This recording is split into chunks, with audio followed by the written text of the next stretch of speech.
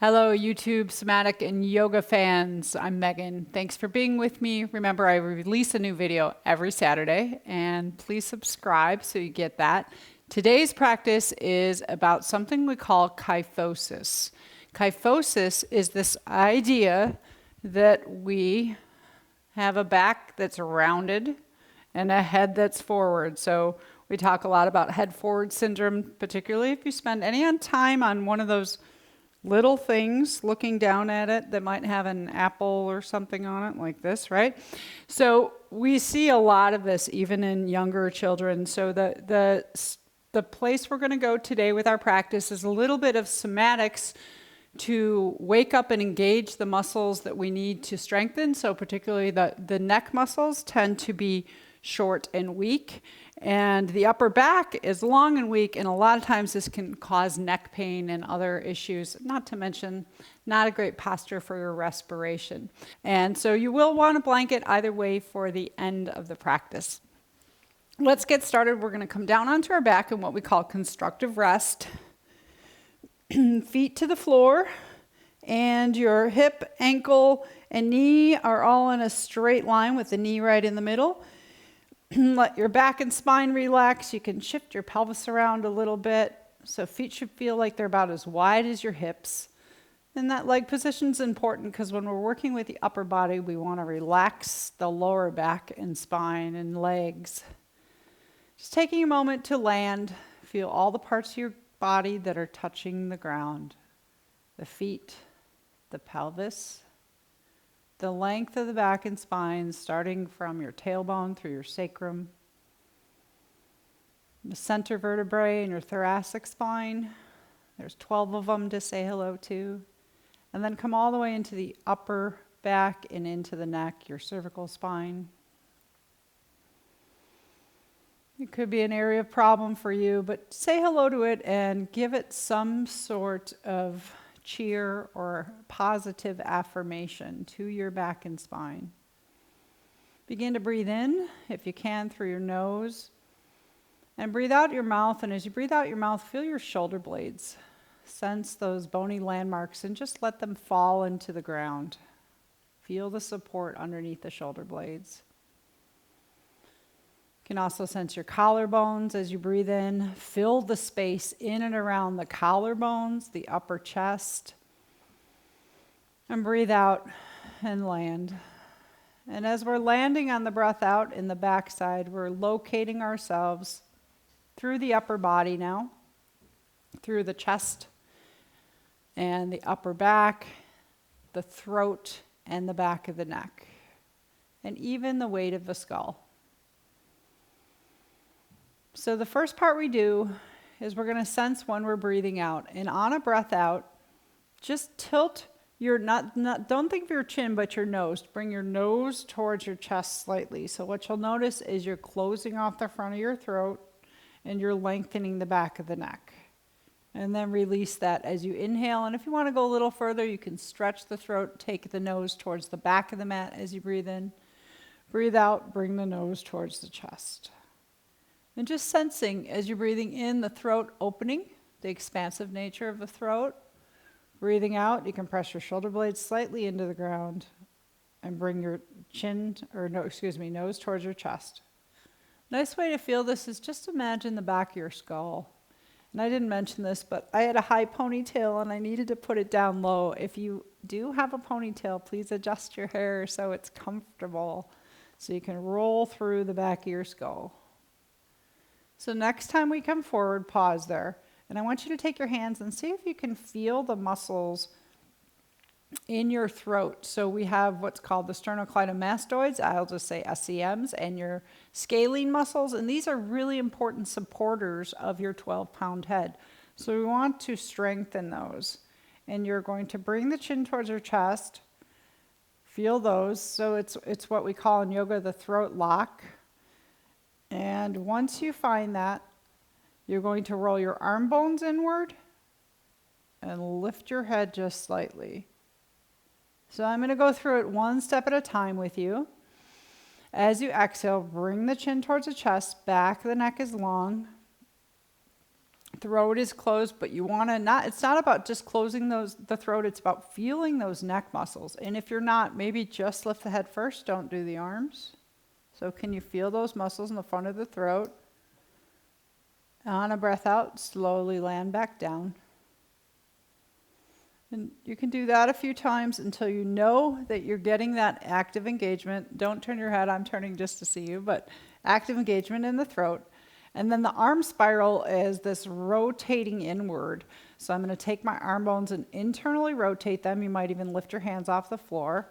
So throat goes, arms, and then I'm going to lift up. So notice what I'm not doing is lifting my head, my whole head towards my belly button. I want to imagine reaching backwards towards over my head with the crown of the head and just that slight tilt. So this is very different. This is actually going to strain the neck. I'm just going to tuck, a little lift, and I'm still looking up at the sky. So my rule is usually that if you can see your belly button, you're lifting too high. You should be looking at the ceiling, just that little tuck, roll the arms. Take a few breaths there. So what we're actually doing right now is, this is basically the position of kyphosis, right? Head is forward, shoulders are forward, but we're shortening and tightening those muscles in the front. Take a few breaths and then slowly let yourself come all the way down. Release, feel free to let your head go side to side. And if this is new for you, which it probably is, tiny little lift is enough. We're just getting those muscles to engage in the front of the throat and tightening the shoulders, so the pectoral muscles, which are also short in kyphosis. So once again, tuck the nose slightly towards the chest. Feel yourself come onto the base of the skull. Just a slight lift, still looking upward, so not tilting further. Your tilt is already there. Lifting up and then squeeze the arms. We're just going to do it 2 more times, breathing. Notice that tightness, and you might only feel it in the chest, but you might even feel it all the way down to the abdomen. And then breathe out. Let go.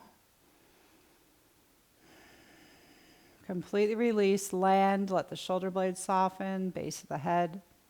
We'll do one last one, and again, if you're feeling strain through the back of your neck or your upper back, then we work with just the head before we add the shoulders.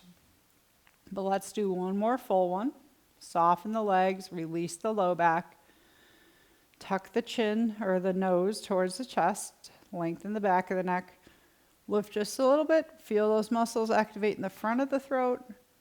And then roll the arms so you're still looking upward overhead. You can just maintain this for a few breaths. See if you can keep the legs soft and relaxed. The eyes, let them fall into the back of the skull. So no strain, strengthening. And then the slow release. Let it go completely. You might want to move your head side to side or your jaw.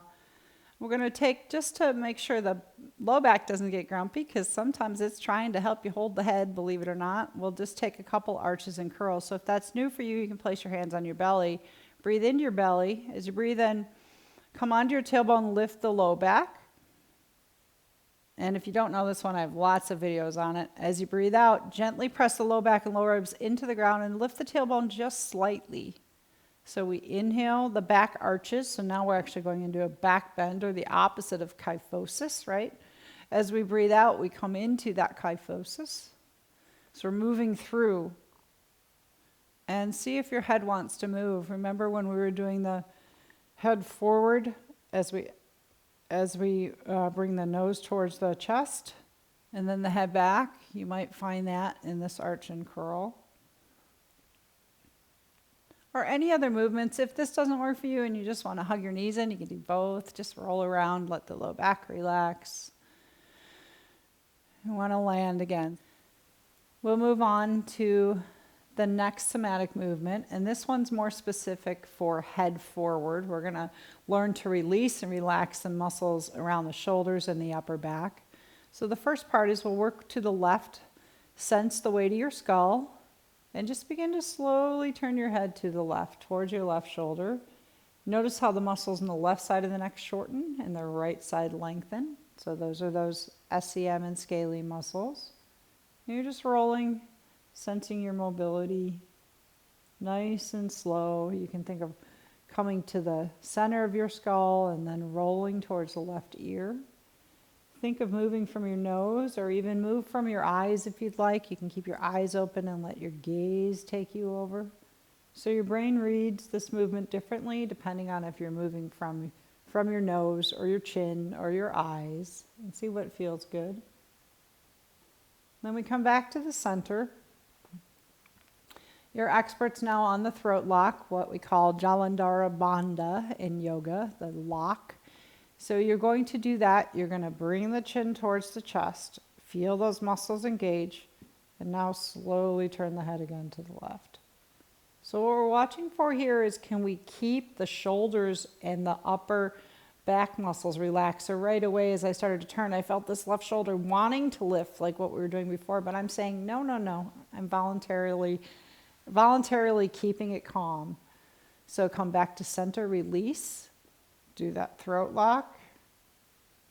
So sense that your head is being turned through the throat muscles. The shoulders are not active, they're on holiday. And you can once again play with, and then release when you come back, really important. Play with moving from the eyes, or moving from the chin or the nose. But really it's your skull. Think of your skull is where we're rolling.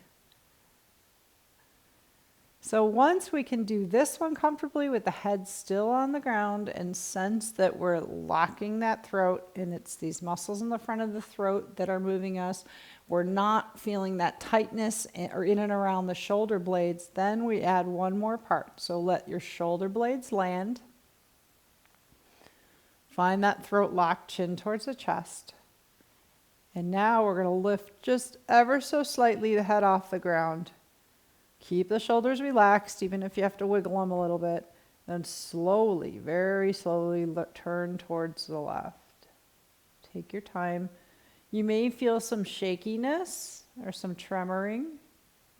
Go through it really slow. Notice how the left side of the neck is short and supporting you, and the right side is long, also supporting the weight of the head. Go as far as you can turn without pushing it. So always underdo. Hard for me to smile right now, but I'm trying. Come back to the center. And then a complete release. So sometimes on the release you can tell, were you holding tightness in your shoulders? So we're trying to retrain the shoulders that they don't have to grip, and the muscles don't have to get tight to lift the weight of the head. You're counting on the muscles in the front of the throat. And we'll do that 2 more times. Again, if it didn't work to lift the head, just do the throat lock and keep the head on the ground. Otherwise, throat lock, slight lift, and a slow roll to the left.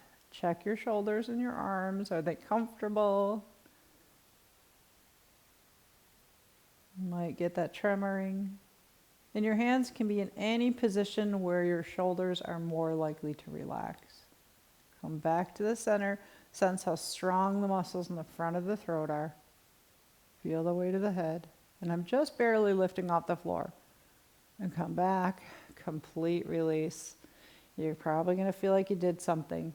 Again, if you have any tension or tightness in that, a lot of times it's in the upper trapezius muscles coming into the neck.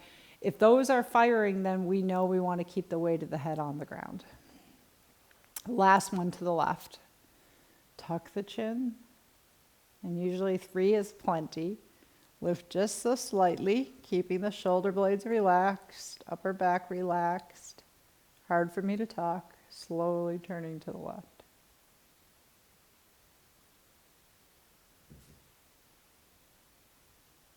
And then come back to center just as slow. And think of releasing 10% at a time. This is really important too. Sensing yourself, releasing completely. And you can roll the head around. Relax. Feel free to hug your knees into your chest and roll around a little bit. I'm going to switch sides so you can see my right side. Or if you are in more of that somatics mode, to do your arch and your curl, which I really love, and you know that one, you can do your arch and curl in between. Letting the head and the pelvis, think of the tail and the tongue talking to each other, the whole length of your spine. And coming back to the center. So we'll do the right side now, and I would caution you to pay close attention, because oftentimes one side will not respond the same as the other, and you may already know that. You may know that you will only hold tension in your neck or your shoulder on one side. So we're going to the right this time, and we start by just slowly turning the right to the right. And the weight of the head is completely relaxed. You've landed the feet, the pelvis. Even feel the weight of your jaw falling back into the ground. The weight of the skull, your beautiful skull that protects your brain.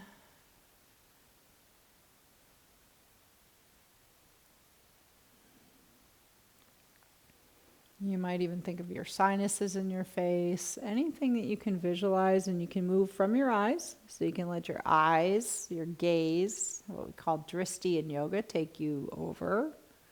You can also try moving from your chin. How does that feel? And I generally don't like moving from my chin. I like to move from my skull. So then I picture the space around my nose, or even the soft palate in the mouth, the roof of the mouth. How does that feel? Just playing with finding your end motion, but also noticing the muscles in the front of the neck and how they're responding in rolling your head. And that we don't in any way have to use the muscles in the upper back to make this movement. Arms are relaxed. So let's come back to the center, pause, and we'll add the second part. So now we're going to do that throat lock, tucking the nose towards the chest so the back of the neck is long, and you feel those muscles in the front of the throat. Once you've got that, slowly again turn to the right.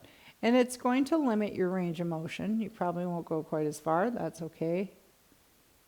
But sense how the muscles in the right side of the neck are short now and the left side is long. And come back to the center. Release it all. You can let the head and skull roll around all loosey-goosey like. And then we'll do it again. Tuck the chin towards the chest. Keep the head on the ground and slowly roll to the right. And you may be noticing differences in the range of motion, or more or less sensation in the neck. Are those muscles, are they listening to you? Are they responding? Also sense that your shoulders are still relaxed, and if not, move them around. I felt my left shoulder trying to tighten up again. Tuck the chin towards the chest. We'll do one more with the head on the ground. And roll. Coming back to the center. This one can be really good for tension headaches too. I should probably put that in the description. All right, so now we'll put it all together. Unless you're finding your shoulders are tightening already, or your upper back, then you're going to keep the head on the ground. So if we're doing the whole thing, nose towards the chest, lengthen the back of the neck, a slight lift. So now you've got, these are turned on, those SCMs and the scalene muscles. Back is relaxed, shoulder blades resting on the ground. And slowly turning to the right. And if you didn't have tremoring on one side, you might have it on the other. That's my case. I'm getting a little tremoring on this side. No surprise. The beauty of these practices is you get to find your flaws. Slowly come back. And release, relax. And then the other beauty of these practices is that we can find those flaws, and oftentimes, if not completely correct them, make them livable. Pause, we'll do another one, we'll do two more, right? So tucking the chin towards the chest or the nose, I like to think of bring your skull slightly forward, back of the neck is long and relaxed, shoulders relaxed. Lift just enough to feel the muscles in the neck, lift your 12-pound head, and slowly turn to the right. You can do it with eyes opened or closed. Remember, you can move from your eyes, from your skull. Go as far as you can. Keep the shoulders relaxed. wherever the arm position works. Back to the center. And slow but complete release. And when you do that release, that's sometimes we don't always recognize when we are using our shoulder muscles. So sometimes the way to feel that we're using them is when we release. So are you just releasing the neck muscles, or do you also feel the shoulders go plop? Because then we want to work on keeping those more relaxed, the upper back muscles. Last one. Tuck the nose towards the chest. Throat is closed. Lift up. You can really feel those muscles in the neck. Slowly turn to the right. So this is like barbells for those front neck muscles, right? For your throat muscles. And just the weight of the head is more than enough. Keep the shoulders relaxed. Slowly turn back to the center. And let the head come back down. Feel free to arch and curl. Or tuck your knees into your chest.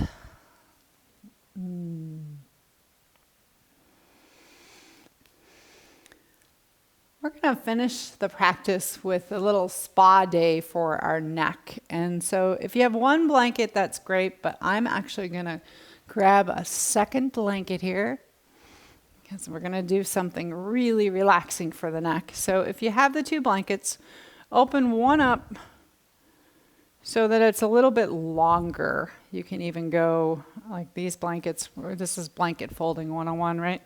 So I'm going to make this blanket nice and long. Trust me, this is well worth it. And fold it a couple of times. So just one long folded blanket. And you can put it right over your head. Wish I was here to do this for you. And then the second part is the neck roll. And so when we go to do a neck roll with the blanket, feel the natural curve of your neck, because all we want to do is support that shape. So what we don't want to do, for instance, is some sort of neck roll, and I see people do this with yoga mats, that is so big that we're falling way back here, right? We do want to keep the throat open, but in a comfortable, natural position. So for me, that's about right there, and then you might even have a little bit of blanket left to put your skull on. So the long blanket is over your head, spread out on either side. Feel free to use whatever you want underneath your legs, your pelvis. So if you extend your legs, you may want to put a bolster underneath them. I like to keep my knees bent. So first, find that neck roll. Move any braids or anything out of the way. And feel the way that the natural curve of your neck can be fully supported by that blanket. That's what we're looking for. And your shoulders can still fall. You're landing the shoulder blades. You're landing the base of your pelvis, your sacrum, maybe the length of your legs. And then we're going to take that blanket that's long and overhead, and you're going to just take it. You say goodbye to me. Take it, and it's on the top of your head. I call this the energy helmet. And you're going to take one half and cross it over the front of your body so the left side can go to the right hip. And the right side of the blanket can go towards the left hip. What we're doing here is creating a nice little helmet for the head. If you have an eye pillow, throw that on your eyes, or don't throw it on.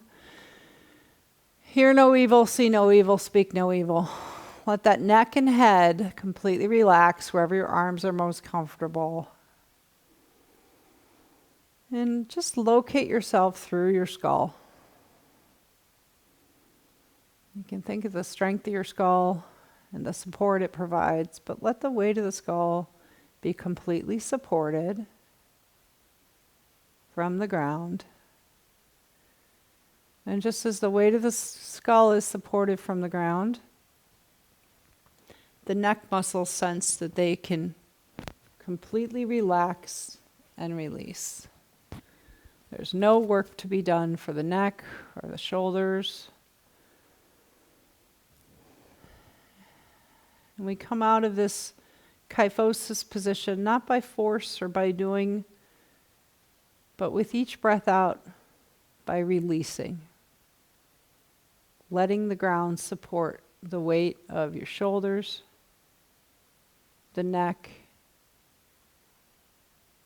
and the head. Breathe in through the nose. Feel the spaciousness of your chest and your lungs, particularly around those pectoral muscles that get tight. And as you breathe out, allow the back side of your body to land. That may include your low back and your pelvis, definitely your shoulder blades. Think of the bones of your neck, the base of your skull, the whole weight of the brain releasing on every breath out. And the breath in invites vitality and spaciousness into the front body, around the collarbones, the throat itself. You can even sip the breath into the base of the throat.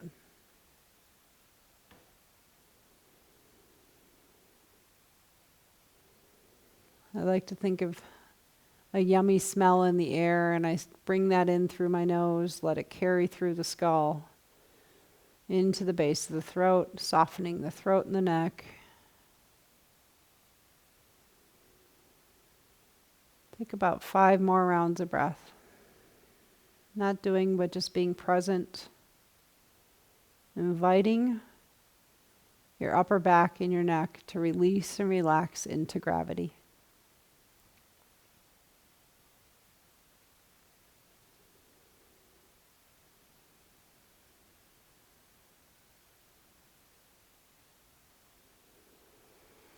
When you're ready, you can begin to wiggle your fingers. Gently move your head just slightly from side to side. You've got that support under there. And you can stay there longer or take off your energy helmet. Feels nice, right? When you go to sit up, what I'd ask is not to strain the neck. So roll to your side first. Take your time. Let your head be heavy. Push with your hands. You might even take your one hand to your skull and push your head up with the strength of your arm.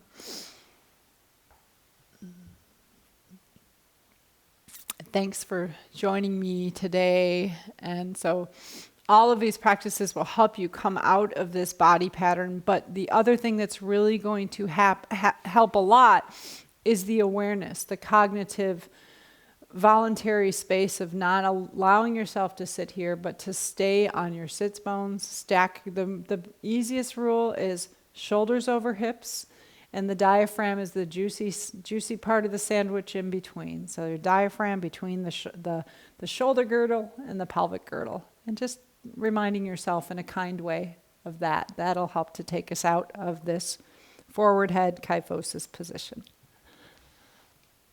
Thanks again. Peace, joy, love and light, and happy neck.